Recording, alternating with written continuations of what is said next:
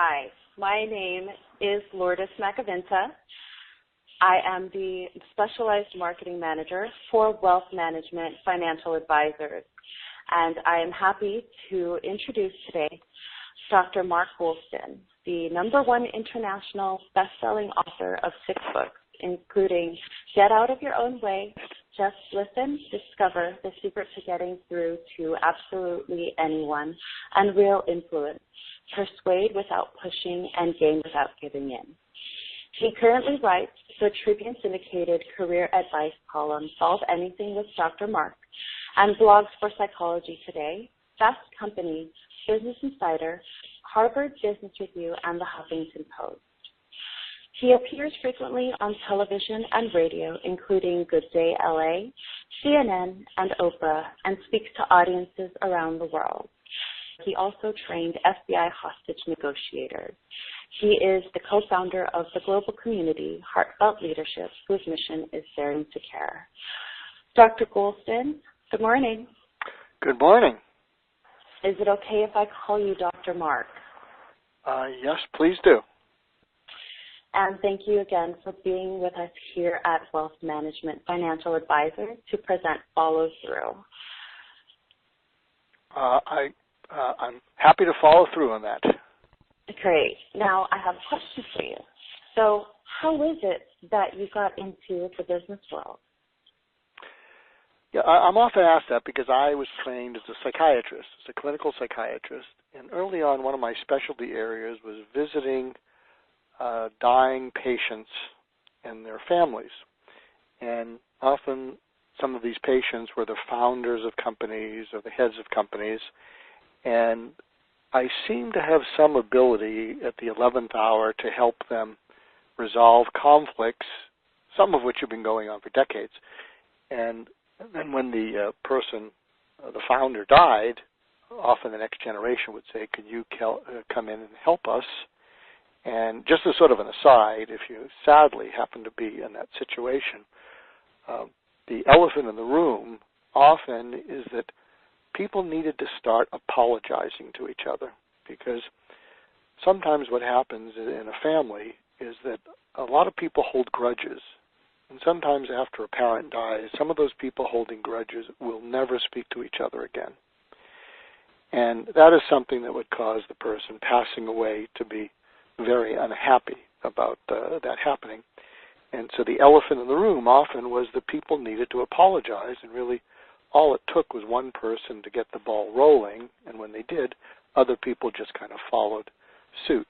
And which brings us to today's topic, which is follow-through, because something that I have identified that I think is the elephant in the room that probably is the cause of people to not succeed in their careers or in their life is that they just don't follow through. And in fact, I think why you're here is that you or someone you know would like to improve how you follow through, or maybe you have a subordinate or colleague and you'd like to find out how to help them improve theirs. And why follow through? Because when you don't do that, it takes away some of the success in your life. And also, the more negative thing is it really attacks your credibility. And when you don't follow through, people tend to lose patience, they lose respect, trust, and confidence in you. And so I think that's why we're here. What do we mean by follow through? I looked up in the dictionary, and it's simply, these were the 3 examples. And I think the third one is the thing that speaks to all of us today, which is the act of continuing a plan, project, scheme, or something like that to its conclusion. So that seems pretty simple. So why don't people follow through? Is it a lack of self-discipline? Is it a lack of doing it long enough to establish a habit or a routine? Is it laziness? Is it flakiness? Is it something else?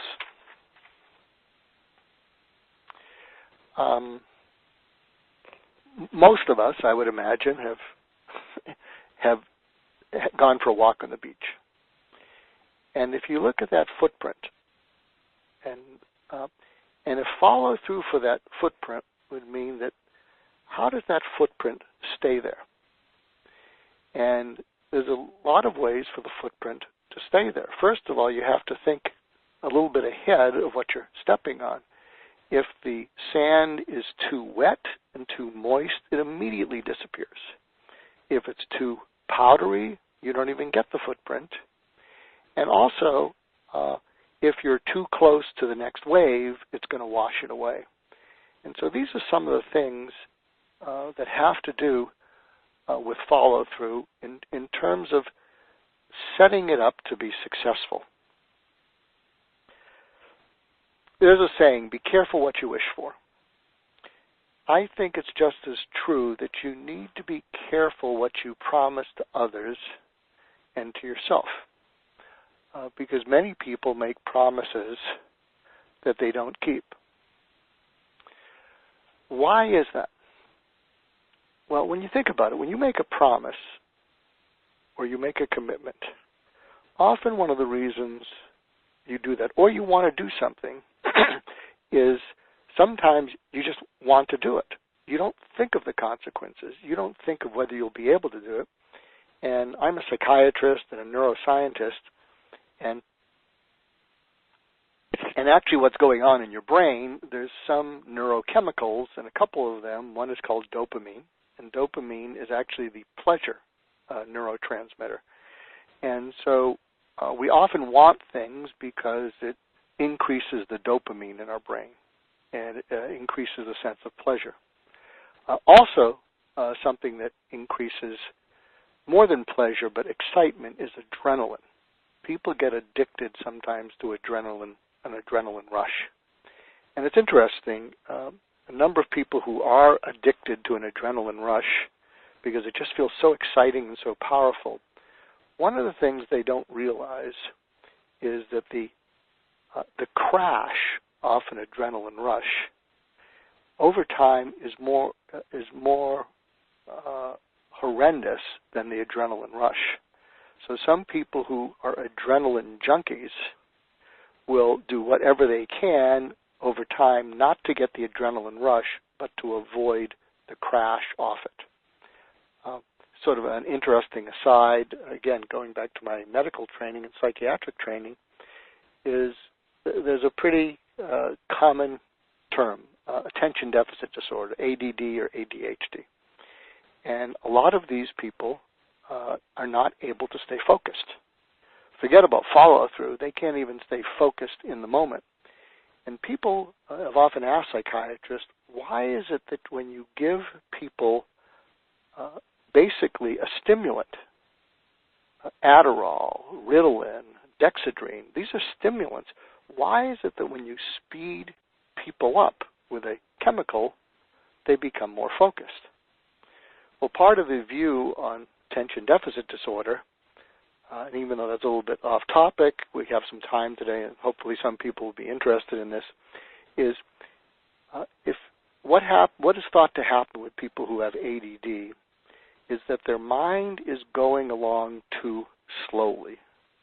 So if you were to drive a stick-shift car and it's going too slowly, it stalls out. It doesn't engage the motor. And so it's thought that what people with ADD have is their brains are going too slowly and they need a stimulant to be able for their brain to engage their mind and stay focused. So it's interesting. We're watching the Winter Olympics. I'd be willing to bet that 50% of the athletes have ADD, and it's not really an attention deficit. It's not being able to focus on what they don't want to focus on. I mean, none of us really enjoy focusing on things we don't want to, but we somehow are able to do it. But people with ADD focus on things that give them that adrenaline rush. And so part of the reason we sometimes make promises that we may not keep is that we're looking for that, what we call a dopamine surge, where this just feels great, or that adrenaline rush. Another reason people make promises they might not keep is they want to avoid conflict. They basically want to get someone off their back. Also, they don't want to say no to people because they're afraid it'll upset the other person. The other person will feel hurt. The other person will become argumentative. Now, I'm in California, and a lot of people would agree with what you're seeing there on the slide, that when you meet people and they say, let's do lunch, or I'll call you, a lot of people just don't follow through on that. I mean, that is part of the reason that some people see California as slightly flaky. And recently, what I was told, that it's even worse than that, that when someone says yes to you in California, that's actually a maybe. And when someone says maybe to you, that's actually a no. One of the other things that I find kind of amusing, except it's not that amusing if you happen to be the parent of a teenager, is some of you have probably had a teenager who is just pushing you for what they want. They are unrelenting, and some of them might say, I promise, just let me do this, and I'll take full responsibility for it. Just let me do what I want, and I'll take full responsibility. Well, if you ask many teenagers, did you know that taking full responsibility for something means that if it doesn't go well, you actually have to pay the consequences? And a lot of teenagers will look at you and say, I didn't agree to that.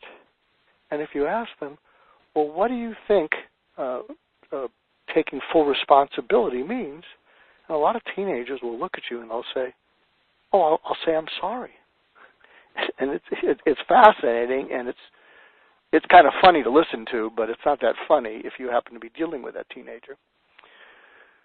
Third thing that happens, why people make promises they don't keep, is that there's something in our brain. Actually, we have three brains. We have a human brain, which is our rational brain. That's been around for about 250,000 years.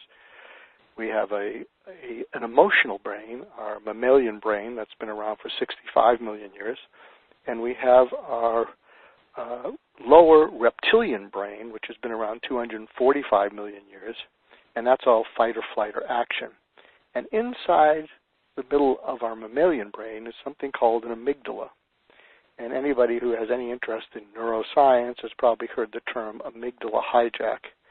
And so what happens is that often when that part of our middle emotional brain gets stimulated, excited, it can steer us away from actually thinking about what we're doing. And so we will act by reflex. What are some of the reasons that people don't follow through? Entropy is kind of like just a sense of order, a sense of regularity. And what happens is after that dopamine surge or the adrenaline rush fades, your brain chemistry kind of goes back to normal. And now what happens is you have to kind of say no to the rest of your brain, because what's happened is the honeymoon period of all that dopamine and all that adrenaline is gone, and suddenly this thing that you had said yes to, that you were going to do, what's the saying? The path, I guess the path to hell is paved with good intentions. And so what happens is after those neurotransmitters calm down, there we are having said yes to something in our brains, and we really don't have the power to power through it. Another reason people don't follow through is that when you say yes to something initially, and again it's powered by the dopamine or adrenaline, when you say yes, what we all have to realize is we're all part of a very complex system in our life, and it's a system of relationships, and it's a system of everybody around us not particularly wanting us to stir up and make a mess. It would be, if you remember the picture of the footprint, it would be if you can imagine that the people around us is that oncoming wave. If the people around us is a really wet sand, if the people around us is powdery sand, one of the reasons we don't follow through is that as soon as we come back, after saying yes to something, they tend to push us back to where we were before. That kind of brings up the topic, by the way, that when you have gone to a seminar, when you've gone to a weekend meeting, and when you've found an utterly amazing breakthrough in your life, and there are actually a number of seminars that kind of encourage you so that they can promote their seminars to go out and spread the word to everyone you know. And often what happens is if you do that, you can be very enthusiastic about it, and sometimes you can get a little bit irritable that people don't share that enthusiasm. In fact, people don't want to hear about your enthusiasm. And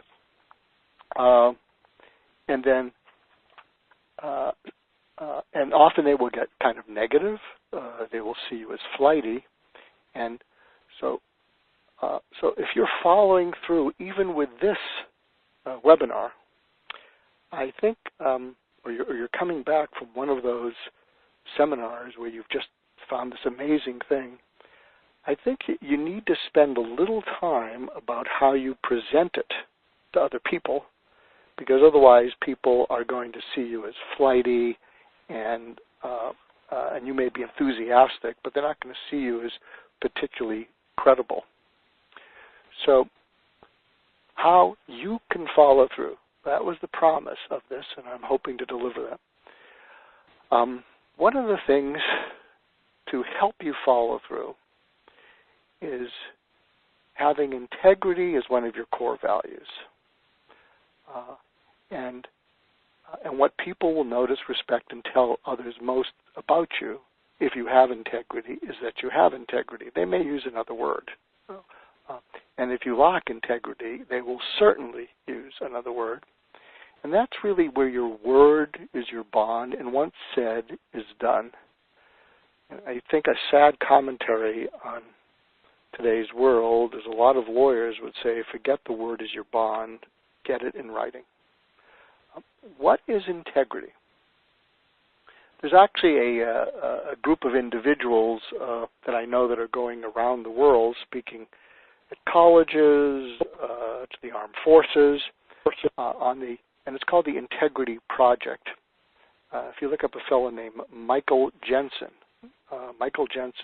there was a wonderful interview that he did if you look up Michael Jensen, Integrity, a wonderful interview that was at the University of Toronto's Business Schools magazine. It's one of my favorite recent articles. And basically what they talk about is integrity is simply doing what you say you'll do when you say you'll do it. But here's the kicker. At the first sign that you won't be able to do something, you need to repair any and all the damage to everyone that it will negatively affect before you move on.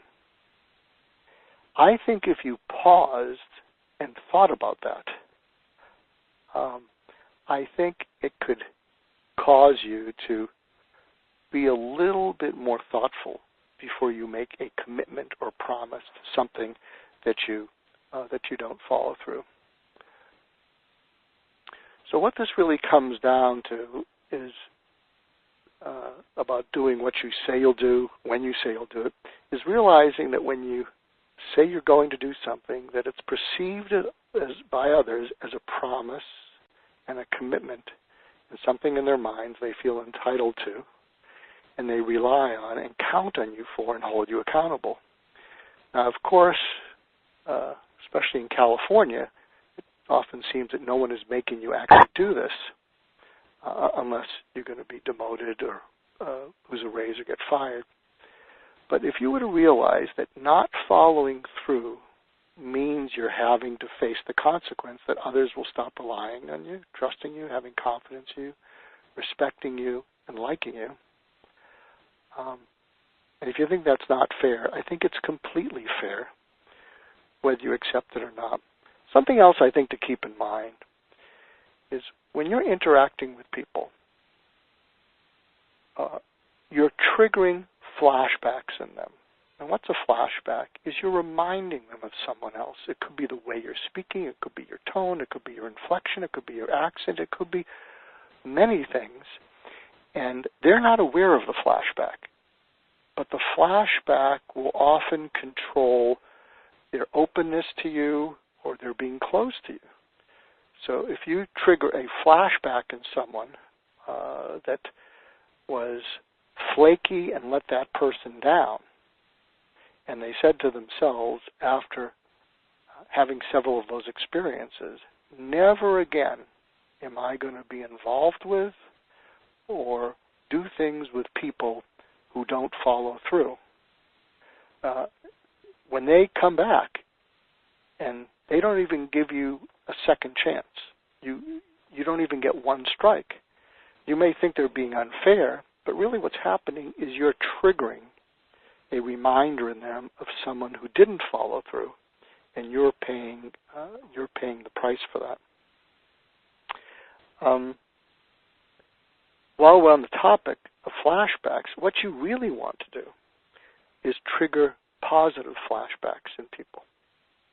Now, something I do a lot of is executive coaching, and I seem to I'm on a roll now where I seem to be pretty popular executive coaching women, especially women in management roles who want to make it into the C-suite, and especially women who are in male-dominated companies. And I've asked them, I said, why do you choose me? Why don't you choose a woman? And more than a few of them have said, you're like the big brother I always wanted. In fact, I gave a keynote at a women's conference, a Mattel women's conference about a year ago.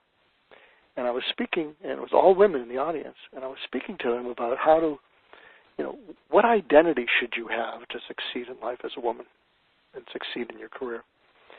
And what I pointed out to them is I think it's too complicated when you get into these ideas about should I be aggressive, should I be passive, should I be feminine, should I be masculine? If I'm pushy, will they see me as having the B word?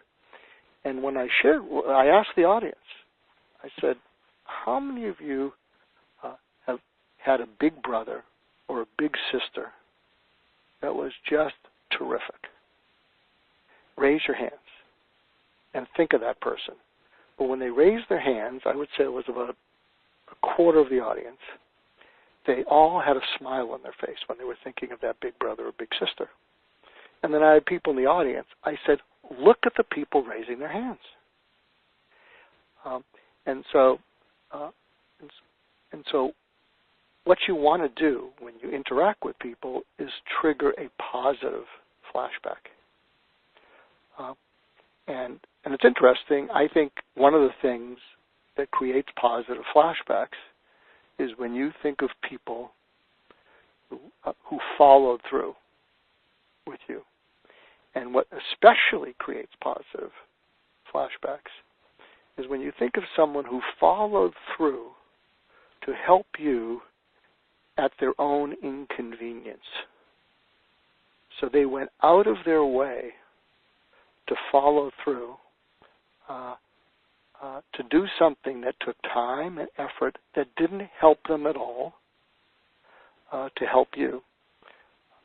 I think if we did a survey of people listening in about such people, I am guessing that if I were to ask you, would that person be amongst the top 5 people you will be grateful to at the end of your life?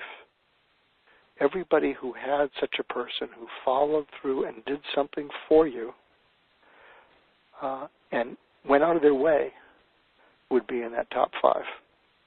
So I think it's really important to try to trigger positive flashbacks and not trigger negative flashbacks. So how you can follow through. what's really important is to make sure it's not just important. People don't do what's important. They do what they care about. It's important to me to eat well and exercise well. And I don't care enough about it to do it as well as I should. In fact, I recently pulled my back, and I'm in physical therapy, and I love the physical therapist, except when I go there, I'm hunkered down because she'll always say, so have you been doing the exercises? And I get sheepish, and the reason is I don't care enough about it. I'm trying to figure out how to care about it because it's kind of, any of you have back pain. The way to deal with it is to do those morning stretches. And I would certainly welcome in the follow-up, if any of you can help motivate me or help me find a way to follow through on that, I would welcome that because I just don't care enough about it. Also, be careful what you promise. Before you say, promise, or commit to doing anything, pause and ask yourself, are you willing to pay the consequences of lost trust, confidence, respect, and people liking you?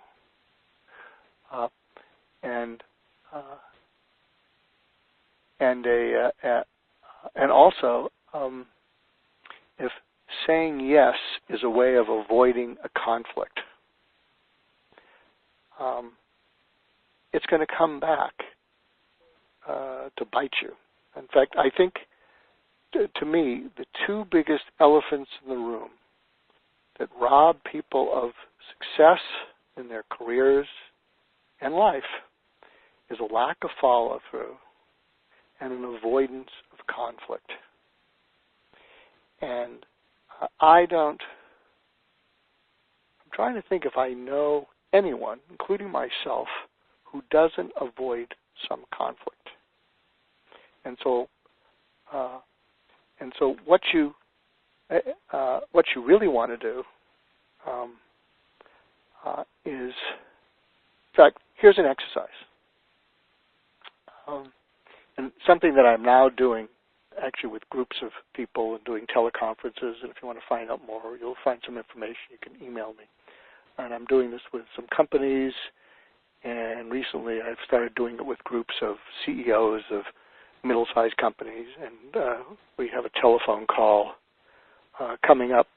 And what I've told them is what I want you to do is identify a conflict that you have been avoiding for over a year. And that's what we're going to talk about. And this is a group that has been meeting for years, and they're both excited and very nervous about it.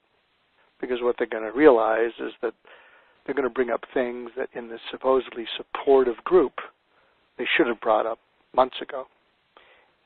So an exercise for you is if you can every month think to yourself, what is a conflict that I am avoiding, and that I really need to deal with and face. Maybe at a subsequent webinar we can do something on dealing effectively with conflict.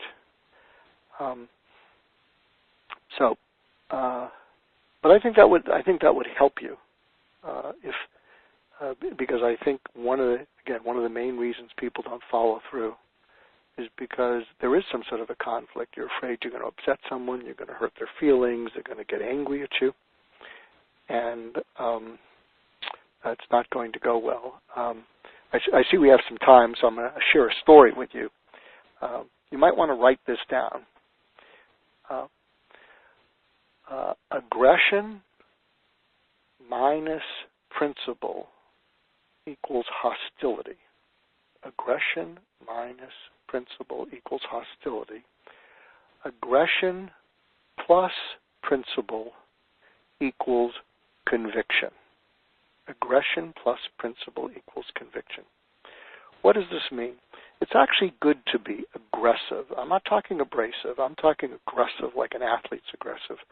But you want to tie it to a principle that you're standing up for. So when I work with people and I advise people, one of the things I will say to them early on, and I think in close to 100% of the cases, they really like this, and it increases their respect for me and I guess my credibility with them.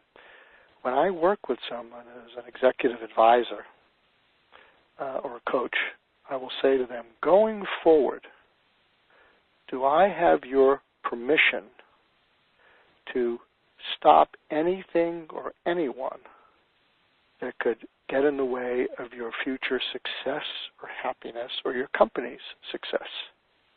And of course they say yes. And then I'm like the cat who swallowed the canary, and I look at them and I say, in the event that the person I have to stop from ruining your success is you, how shall I go away? How shall I go about that?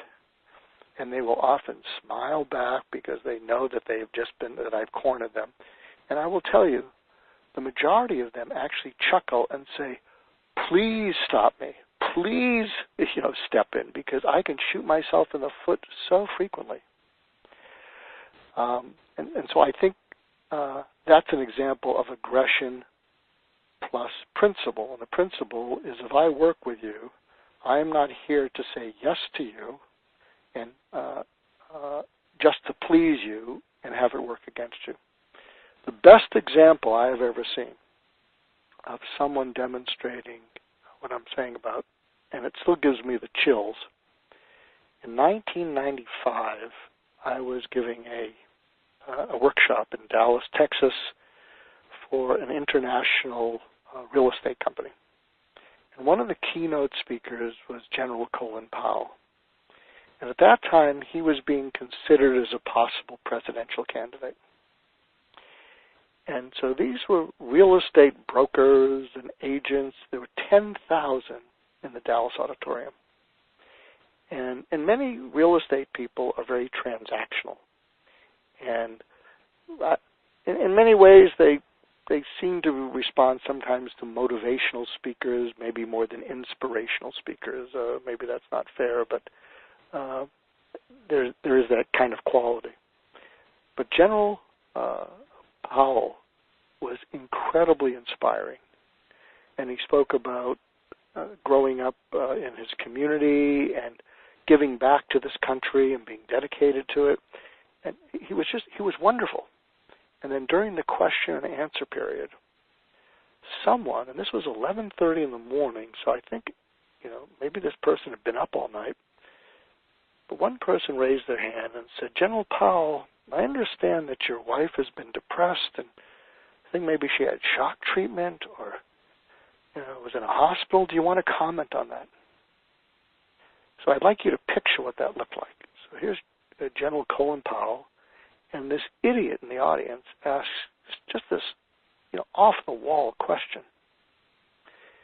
And so I'm pausing and I'm saying, what is he going to say? Is he going to just disregard it? Is he going to, he's certainly not going to cry like someone before him.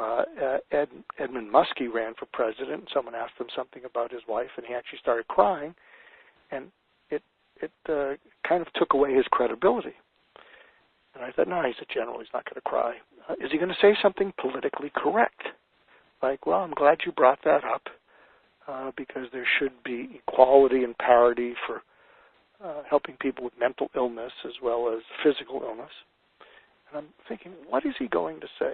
So remember, aggression plus principle equals conviction. So he looks at this person, one person and 10,000 people in the audience, and he says, and I don't know if I'm doing justice to this, but he calmly and firmly says, excuse me, sir. The person you love more than anything in this world is living in hell. And you don't do everything you can to get them out? Do you have a problem with that, sir? And I still get the chills. I mean, the hairs on the back of my neck stand up, and they still do. But that's an example of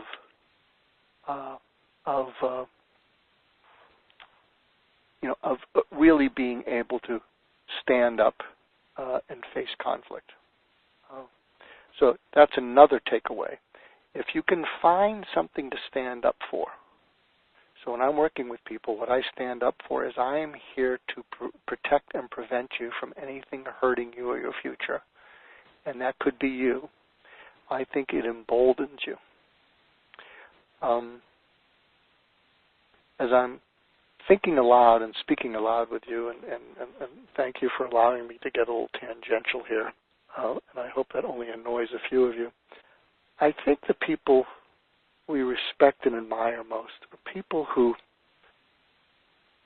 stand for something,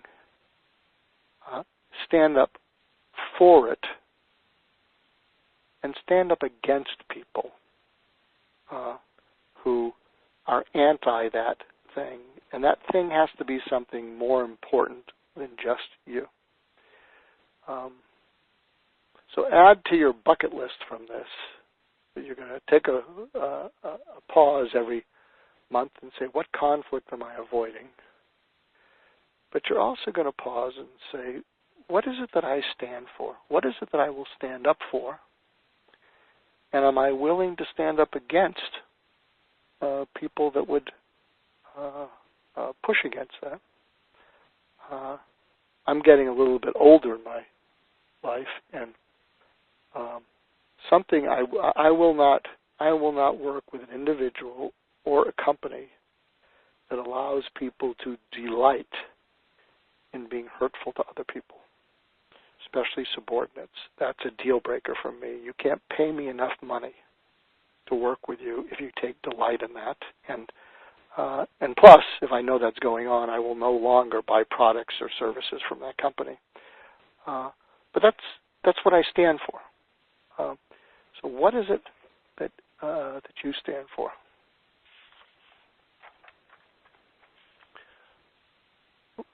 Let's continue along. How do you follow through? Expect your mind to change.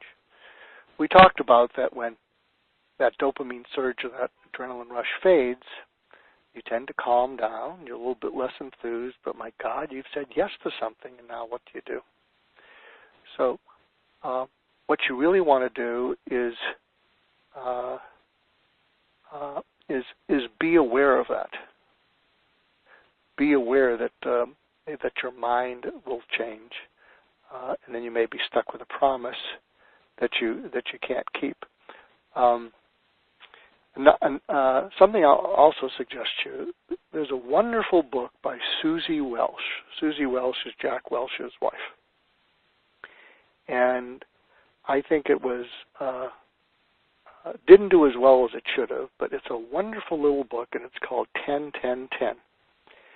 And what it's about is that when you make decisions in life, you should think about what will be the effect of that decision 10 minutes from now, 10 months from now, and 10 years from now. And I remember reading it, and I actually met Susie when she gave a talk on the book. I thought it was just spectacular. And what she said is, and here's an example. She said when she was a single mom, sometimes she had to choose between letting one of her kids down, maybe for a birthday party or something like that, and in 10 minutes that kid would be very upset. But 10 months, because she had to go in and work for a weekend. But 10 months from that time, that could mean she'd get a promotion versus being overlooked for a promotion because, the company wanted her to come in. And so in her mind, she thought that 10 months later, being a better mom and more responsible was more important than letting down her child for the moment. What I think really got to me and got to her was the 10-year mark, and she said, you should take a long walk on a path or a mountain and ask yourself, what is it about my life that 10 years from now I want to be different. And she said that's when she decided that she didn't want to stay married in her first marriage. It was that long, hard walk when she said, God, in 10 years, do I still want to be in this marriage? And it became really clear to her that she had to get out. So I would recommend that to you, and I think you'll find that, hopefully you'll find that inspiring. Number 4, if following through causes people to push back against you, how will you stand up against them? 2 of my recent books, one is called Just Listen, and the subtitle is Discover the Secret to Getting Through to Absolutely Anyone. Really what it is, it's a way of getting through to people by listening into them deeply and getting them to actually tell you what's on their mind underneath whatever they're saying. And then often that can help you get through to them. So if someone is pushing back, let's say you want to do something and people are pushing back, what that would look like is to say to them, what's really going on? This thing that I want to do is good for me. I actually think it'll be good for the company. What's really going on? And if you can listen in a very calm and deep way, often they will bring up things that they didn't talk about.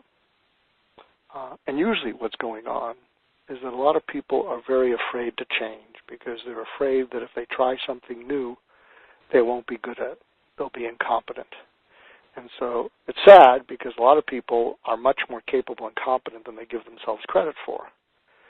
But a lot of time, anything that seems like or smells like change, their immediate reaction is no. And usually what's going on way, way down deep is that if something changes, what's going to be revealed is some flaw in them, some weakness in them, or something like that. And if you can get that out in the conversation, sometimes just the person saying, well, if you do that and I have to do this other thing, I can see that you want to do this, but this other thing that I have to do to work around that, I don't know if I can do it. I don't know if I'm smart enough to do that. I don't know what they'll bring up. But that is just one of the many ways of getting through to people by listening better to them. 5, don't confuse reasonable with realistic. It is reasonable. It is reasonable for me to think, oh, I'm going to exercise every day. Oh, I'm going to eat well. Oh, I'm going to get organized and prioritize my life. Oh, I'm going to clean up the mess that I'm staring at while I'm on this call with all of you. But it's reasonable. Makes sense. But realistic is what's likely to happen. And what's likely to happen, I can't say for sure, but if I was a betting man, I am not going to do stretches after this webinar. I'm going to rush off to something else, but I'm not going to do stretches. I hope my physical therapist is not listening in. Also, there's a saying, where there's a will, there's a way. I think it's backwards. I think if you give people a way to do things, they will find the will. Someone actually did a study about why is it that people stay in lousy relationships, lousy jobs, unhappy situations. And what the study showed is that people stay there because they can't think of the baby steps to take to get out of that situation. And maybe the reason for that is, let's say you're in an unhappy relationship. Just the idea of having to tell your mother or your father you're getting divorced, or telling your friends, which you should get divorced if you're unhappy, or and you tried and it's not working. But just the thought of that is so overwhelming that you don't do it. So if you can figure out a way to do things, you will often find the will to do it. Other ways you can follow through. Writing something down commits yourself more to doing it. There's something about taking a thought, a feeling, a commitment, and writing it down that makes it real. something that I do is I keep a journal. And I've kept a journal since 1976 when I finished medical school and an internship, and I was ready to start my training in psychiatry. And I didn't know when I started keeping that journal that I would keep it up to this day, and I'm on volume 225, which I've calculated is 40,000 pages. And I think the reason that I do that is if when I write something down, I may or may not refer back to it, but it's a way of saying to myself that even if no one else knows what I'm thinking or what I'm feeling, writing it down means it's worth something. It's worth writing down. And I'm a great fan of keeping journals because what's happened for me, as kind of a footnote here, is that, as I say, I just keep this journal with me wherever I am.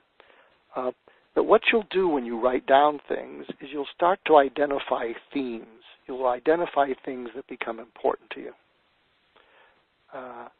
And so in anticipating this webinar, I've written down a lot of things about following through. And by writing it down, I think the whole notion of following through, which is something that just like all of you I can improve at, it's becoming something that I think I feel more committed to. Use the buddy system.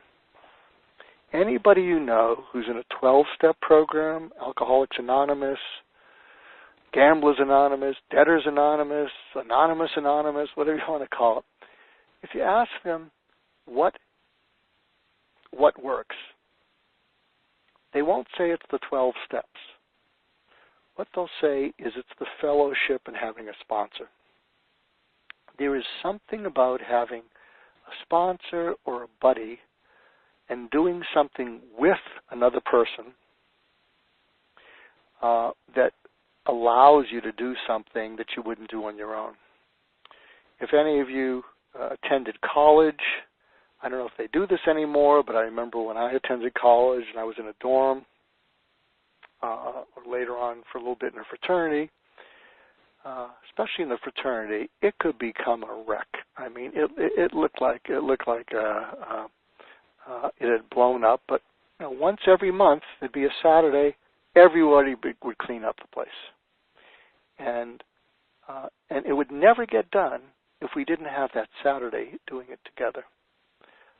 It's also why you'll see wherever you live, maybe most places you live, you'll often see people, maybe they're running alone, but you'll often see a number of people who are walking with someone else.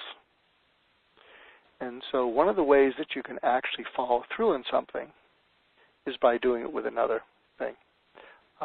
Here's another kind of offhanded thing to think about. And I guess this is related to follow through. One of the top self-defeating behaviors, and I wrote 2 books on self-defeating behavior, Get Out of Your Own Way and Get Out of Your Own Way at Work, is procrastination. And what I wrote down, and I still am sticking to it, is that we procrastinate not because we're lazy, but because we're lonely. And the reason for that is that often the things that we procrastinate about are things that seem hard, they seem painful, and for a lot of people, it reminds them of times in their life when they were younger, when something was painful, and they had to endure it alone. And they actually felt a little bit lonely in that. They felt small, and they felt almost powerless. And what happens to a number of people is that as we go through life, if you had a number of those painful times growing up where you felt there was something that you had to do that was hard to do, you didn't like to do, and you had to do it on your own. I mean, think of your kids who are having trouble with ADD and they're trying to study and nothing's going in, and you tell them to stay in their room until they do it. It's really painful. And so what often happens to a number of people, especially when they get to be late teens, is they say, I didn't have a choice. My parents were on me to do these things, but when I get older, I'm not going to do something that's painful. And so they procrastinate on things because it's reminiscent of that kind of pain. That's why, by the way, one way to use the buddy system, you don't have to each be working on a same thing. You can say to someone, one of your close friends, and say, I want to work on my follow-through. And or here's even a cooler way to do it. If you're a parent of a child and you want your child to improve something, what you could say to them is, I need your help with something. There's something that I need to do that's good for me, and I don't want to do it. But if I imagine that you were doing something that was good for you and you didn't want to do it, I'd be more motivated. For instance, I think I could get into that deal with my kids, say, I'm willing to do this stretching and eat a little bit better if you did these things, that I think would help you be better. And actually, that might be something that I will follow through on after the webinar, because it just came to me, that could actually get me stretching. So I think if you enlist a buddy or a sponsor where you say, hey, I want to work on my follow-through. What is something you want to work on to get better? And then you hold each other accountable. You don't shame each other, and every week, when you're talking to each other, you make a commitment in the next week. Well, here's an instance where I'm going to commit to following through, and the other person can commit to whatever they're doing, and then check in with each other every week. I think that would actually help your follow-through. Telling other people. I think when you actually say to someone, I am going to do this, I am committed to doing this, there's a lot of research that shows that your mind gets committed to that. Another book a series of books that I recommend to you is by the social anthropologist or social psychologist Robert Cialdini, Cialdini. He is actually probably the world's best author and authority on influence, and he's really studied it. But one of the things that he talks about is that when you actually commit to something, when you actually say the words to someone, I am going to do this by such and such a day, it actually helps your mind to be more committed to it. Eliminate energy vampires. Here's another little tidbit for you. I don't know if you would agree with this, but a large percentage of people who don't like to exercise and don't like to diet, when they're exercising and they're dieting, they fall off the diet or exercising after they've had a close encounter of the worst kind.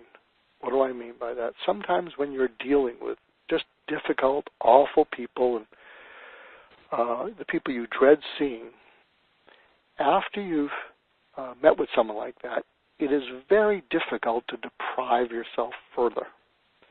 And so there is research that shows that people will go off a diet or exercise thing after they've had an interaction with these kinds of people. So years ago, I came up with a way to stay on a diet or exercise. And again, I don't know if I'll take my own medicine. But if you would like to stay on something that you don't want to do, exercise, a diet program, here's the deal. Take out a sheet of paper, draw a line down the middle of the sheet of paper, and on the left side, no one else is going to see this, without editing, list all the people in your life that give you energy, that when you're with them, after you leave, you feel inspired, you feel lifted up, you say to yourself, I need to see that person more often. And just list those people. On the right side, list all the people that take all the energy out of you, all the people that you dread seeing, all the people that when you hear a voice message, you get a lump in your stomach. And if you make a commitment to increase your contact with the people on the left side, the inspirers who give you energy, and minimize your contact with the people on the right side, the energy vampires, and you do that for 30 days, what you will discover is you'll be better able to keep a commitment, whether it's something you're procrastinating or whether it's following through on something. 10, sticking with it. Another story. There's a organization called the Strategic Coach. It's out of Toronto, Canada. It's one of the most successful coaching organizations, and I would encourage you to check it out. And I'm forgetting the name of the founder, but I remember going to one of his talks, and one of the things he said is take the word self-discipline out of your vocabulary, because the majority of people who use the word self-discipline basically use it to criticize someone else or themselves for lacking it. He said it is really a useless, punitive word. He said what it really comes down to is habits. And what he said was that happy people have different habits than unhappy people. Successful people have different habits than unsuccessful people. And he said that a habit is just a specific behavior that you keep doing for, I think, something like 28 days. And after you do a behavior for 28 days, it starts to become a habit. And when it becomes a habit, it takes less energy to maintain it. That may be why in 12-step programs, I think there's a tradition where at 28 days, they give you a chip. They give you some recognition that you've been sober for 28 days. And I think, I don't know that it's written anywhere, but it's probably a way of celebrating a milestone that you made it 28 days, and maybe you're actually at the point where it's becoming a healthy habit for you. So if you can stick with something, but make it small and make it specific, there's a good chance that you'll be able to internalize it, and it won't take much energy to do. I'm thinking aloud because I am afraid of my physical therapist, but someone who I used to be even more afraid of was my dental hygienist. And I love both these people, by the way, but and she got on me about dental flossing, and God, I resisted it. And then what happened is I just started doing it. Now this is crazy because there's some things I could follow through on or don't follow through on. And so I've become this dental floss maniac. I mean, if you looked at the inside of my car windshield, it has pieces of food all over it. If we're stopped in traffic, I'm the idiot flossing himself. I'm probably doing that because I'm not supposed to be reading text messages or else I got a ticket. But so that's become a habit. It's actually become a little bit of an obsession. So if you stick with something long enough, then it will be easier to maintain. We're going to take some questions, but if you want more information, I'm going to go through some additional resources that are available to you. Would love to have you check out heartfeltleadership.com. That's a global community that I co-founded with my partner, Deb Bolkus, because as we looked out at the world, we felt that there needs to be more people who dare to care, who stand up for things, and it's not about them. And so we hope you'll check that out. If you find any of these tips useful, I hope you'll check out, go to my website, markgoulston.com, and you can sign up to receive a usable insight newsletter, because all my books, a part of the end of each chapter is a usable insight. Here are a few of the books that I've written, and you can check them out if you found anything we spoke about today useful. And we'll just leave this on here. and you can find out more about other resources. And especially check out Marie Derry's Wealth Management Financial Advisors, because not just because she's hosting this, but they do really, she dares to care. And that's very special. So I hope you'll check her out at the information there. So Lourdes, I want to thank everyone, and thank you for those of you who stuck through this, and would be happy to entertain some questions. And do we have any? Yes. Thank you, Dr. Mark. We have plenty of questions coming in. Thank you so much for that presentation. It was very informative.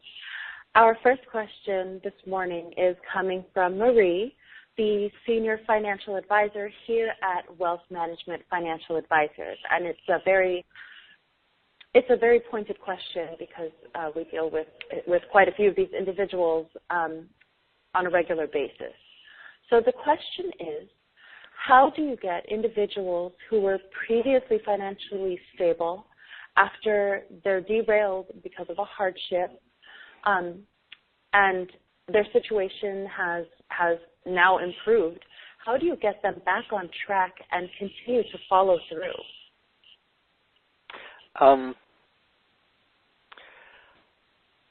There was a tip that I gave during the webinar where I said that the way that I work with people, and I think it's best to do it at the beginning, where when you're working with someone and say, do I have your permission going forward to step in and stop anything or anyone that could get in the way of your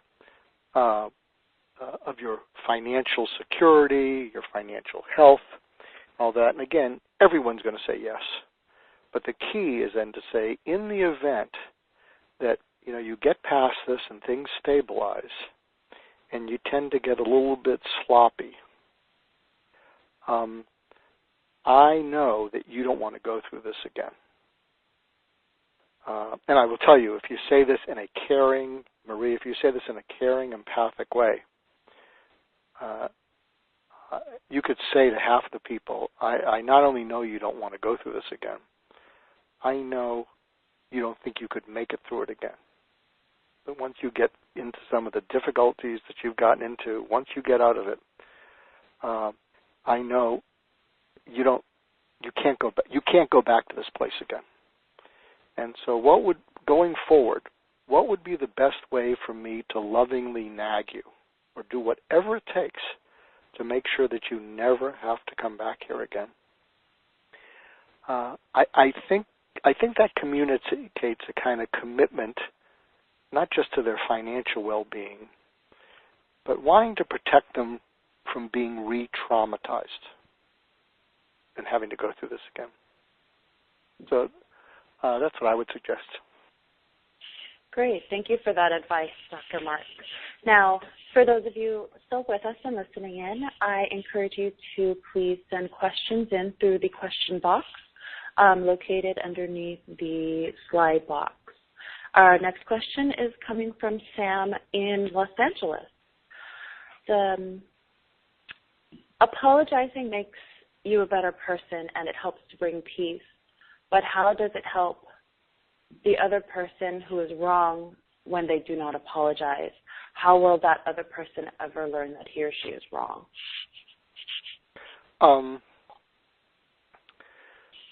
Apologizing, how will they ever learn that they're wrong? If you're dealing with someone who is this kind of person, you have to ask yourself, what am I getting from the relationship that I continue it? Because as I mentioned about the make a list of people diet, these kind of people are definitely on the right side, and these are the kind of people that after you're with them, they really they leave you with a bad taste. And one of the things that I would suggest is, it's kind of disarming, but what I would say to that person is exactly what I'm about to say. I need your help with something. And you don't say it in a whiny, needy way. Say, I need your help with something. That's fairly disarming. And might I ask you a question? They'll say yes. What you say is, I find myself close to avoiding you. And I think, and I find myself heading down the road of wanting to have less and less to do with you.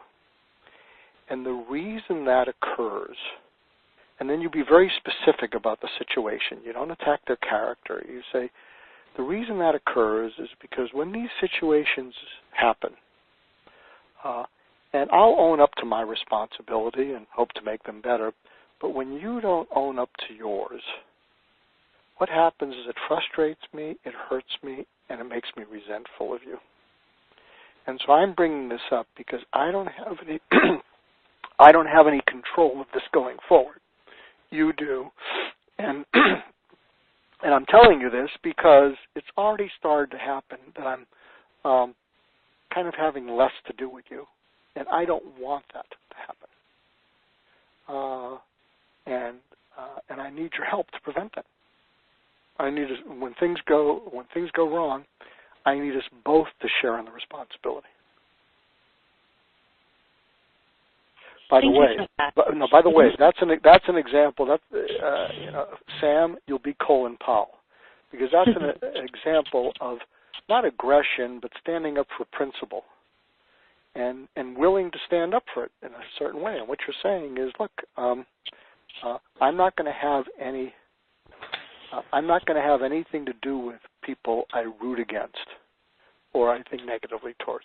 Before I go down that road, what I'm going to do is point out to them what it is that's causing me most frustration, and then giving them the chance to correct it or explain why they're doing it. I mean, Sam, what might happen is this person might explain something that you didn't know, which might actually explain their behavior, and that might help resolve it. Great, thank you for that. The next question is coming from Sylvester. Do you think it is also a lack of confidence that a reason that might attribute to the reason why people don't follow through? Sylvester, I think that definitely filters into it.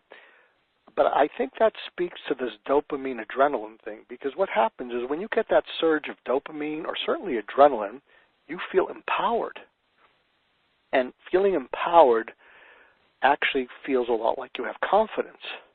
The problem is that when you have these temporary surges, and then they go away, especially the adrenaline, when that starts to flatten out, you go from feeling powerful to less powerful, and along with that is you go from confident to being less confident.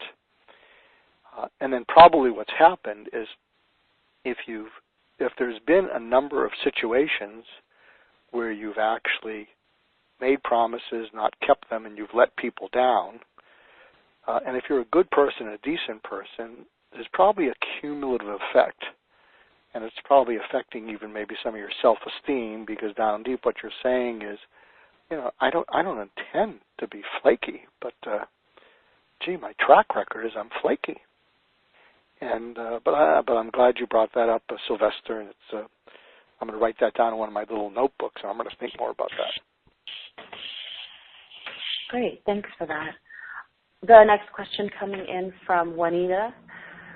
Who do you think tends to procrastinate more, men or women? And this is a perfect question considering tomorrow is Valentine's Day, I think. Let's see. I think they procrastinate about different things. And you're going to say, oh, that's so PC, Dr. Mark. But true. But true. And I think part of it is, I feel for both the struggles of men and women.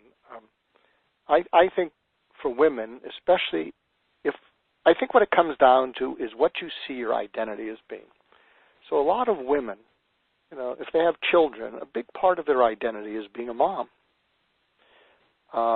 And they will do their best not to procrastinate on something that directly affects the well-being of their children. And they'll be on that. In fact, that's one of the things that I think causes women to have more trouble in the workplace because a lot of women cannot compartmentalize worries about their children, worries about their aging parents, and they have a heck of a time in the workplace tuning that out because it's always there, whereas men, when they come into the workplace, often will say to themselves, well, I'm going to focus totally on work because that's my value to my family as I'm a provider, and men seem to be able to compartmentalize things. So I think, I'll take the PC route. I think they both procrastinate about things the further away from their identity that they are. And so, and one of the things that makes women crazy, by the way, so if you want to have a happy Valentine's Day, a lot of times women will ask men to do things around the house. Just fix this thing. And repair the light bulb, right? Replace the light bulb. Change the light bulb. Yeah, no. Now, my advice to you, ladies, is instead of making it a demand or a criticism, I think if you were to use the thing and you ask them, and so you don't interrupt whatever they're thinking about, because a lot of times if a man is just not doing anything, you think you can interrupt him. And I think if you're respectful and you say to them, if you say, when would be a good time to ask you a question? I think if you say that, men will feel more respected. But if instead you interrupt the man in the middle of whatever he's thinking about and saying, can you fix a light bulb in the backyard? They often feel kind of surprised, intruded on, and they push back. But I think if you were to start and say, when would be a good time to ask you a question? And you say it in a calm way. You don't say it sort of in a needling sort of way. I think you'll get, if you're just doing that, the men would listen to you. And then I think if you said, it would mean a lot to me if you did such and such, I think you'll have a much better batting average. I heard some funny joke the other day about men who will want all this praise and glory for saying, something like, I took out the garbage today. Yeah, and the women in their lives are looking at them like, so what? So I think we each procrastinate on things that are further away from the things that we deem that are important to us and we care about. Great. And we have one more question, the last one coming in. That was very insightful, by the way. The next question is, should we avoid making promises to ourselves in general? Many promises I have made to myself become impossible to keep due to circumstances being beyond my control, other people's actions, etc. I think I'll kind of go back to what I said earlier in the webinar. Don't make any promises that you're not committed to keeping. But as I said later in the webinar, where there's a way, there's a will. Before you make the promise, pause and say to yourself, what will I need to do to keep this promise? And something else that is helpful that I use when I talk to companies and organizations and individuals. A lot of times people, I'd say the majority of people, close to 90% of people, have trouble thinking into the future very clearly. I mean, they'll come up with a goal, and when I speak and advise financial advisors about communicating with their clients, a lot of times when you say to your clients, what are your goals? Their eyes glaze over. And the reason is that a lot of people just don't think into the future. The majority of people wait for things to happen, and then they react to it. So when I've often advised financial advisors of an alternate conversation, and I'll get back to this question, hopefully I'll get back to it, is if you say to someone, I'd like you to imagine that it's a year from now, and you wake up and you say to yourself, I feel much more confident and less nervous about my financial situation. So imagine it's a year from now, and you're able to say that clearly, I feel much more comfortable and confident. Tell me what happens this year. What gets solved? What gets figured out? So a year from now, you can say that. And what you'll find is that a lot of people can actually start working with you about that. So when we get back to this question about making promises to yourself, maybe the way to say this is, a week from now, next Thursday, I wake up and I say to myself, you really kept a promise to yourself. So imagine a week from, you really kept a promise to yourself about something that's important to you. I didn't think you could do that. So that's the conversation you're having with yourself next Thursday. So tell me what happens in the next 7 days where you'd be able to have that conversation. And it's a different conversation. I think what you'd say is, well, I guess what would happen is, that when I made a promise, I actually scheduled it, and maybe I used some of the tips from Dr. Mark, and I actually asked someone and say, hey, I want to work on this thing and follow through on it, but I haven't done so well.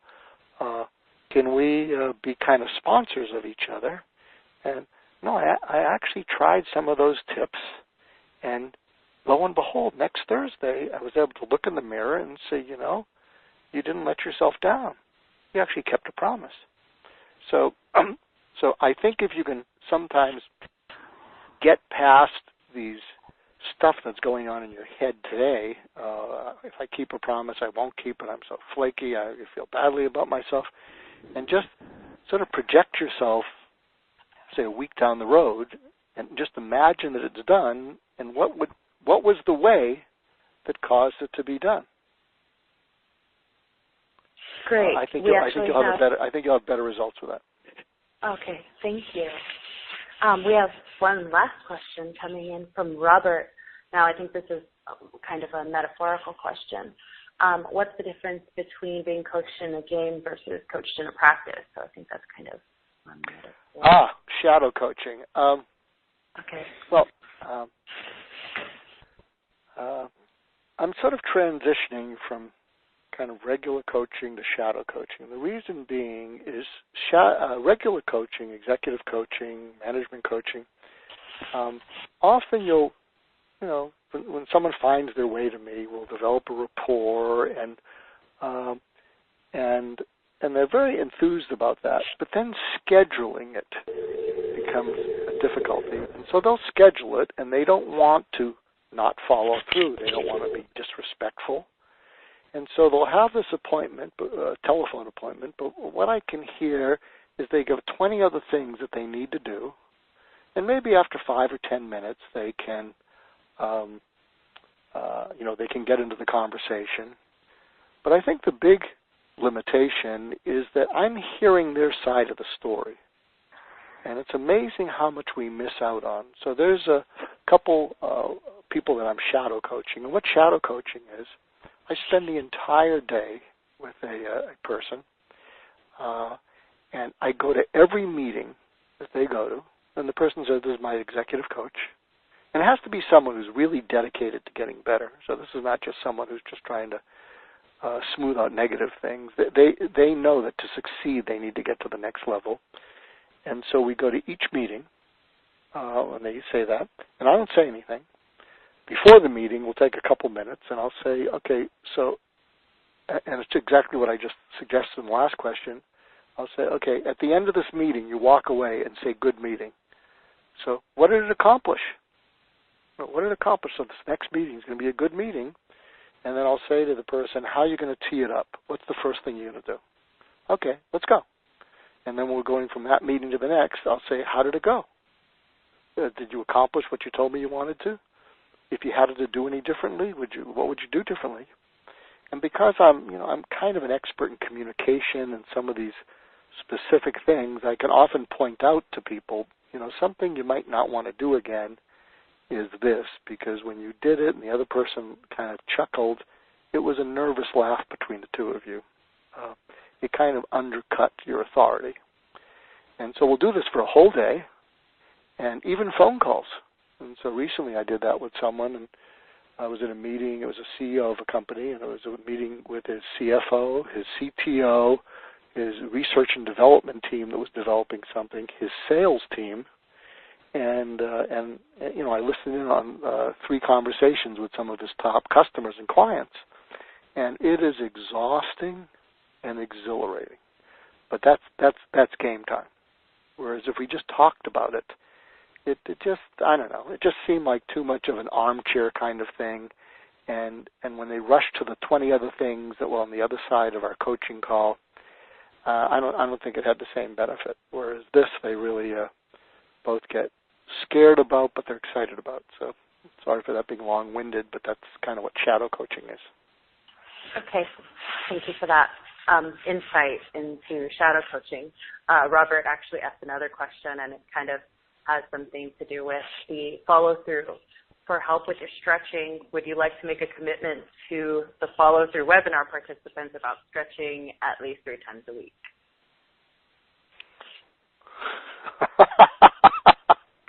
Okay. Wait, say that again, because this is how messed up I am. I totally blocked it out. That's how uncommitted I am. But say it to me again. I promise I will follow through with listening. Go on. So this is, I think, a personal follow-through for yourself, and would you be willing to promise us that you'll stretch at least 3 times this week? I feel like Jack Nicholson in As Good as It Gets. There's a famous scene with Helen Hunt, and Jack Nicholson is just this nutcase who says, I don't like to take medicine, and I'm starting to take medicine, and I want to give you a compliment. And Helen Hunt looks at him and says, how is this a compliment? And Jack Nicholson, who always plays Jack Nicholson, looks at Helen Hunt and says, you make me want to be a better man. So yes, I'm keeping that commitment. Great. Good for you. And that was our last question. So on that note, I would like to take a moment to thank everyone for attending today. We really appreciate you taking the time out of your day and joining us for this webinar. For the latest in our webinar series, you can check us out at www.wealthmanagementlb.com. Once again, my name is Lourdes Macavinta. I am the Specialized Marketing Manager here at Wealth Management Financial Advisors. You can communicate with me through the website, and as you can see on your screens now, you can communicate with Dr. Mark as well through his website. And we here at Wealth Management Financial Advisors would like to thank you, Dr. Mark, for presenting this webinar today. It's been really insightful. Well, I'd like to say thank you, but I'm starting to do a stretch. Thank you. It was a pleasure. Thank you. Thank you. And if you'd like to see this webinar again, it will be posted via the website in a little bit. Thank you so much, and have a wonderful rest of your day.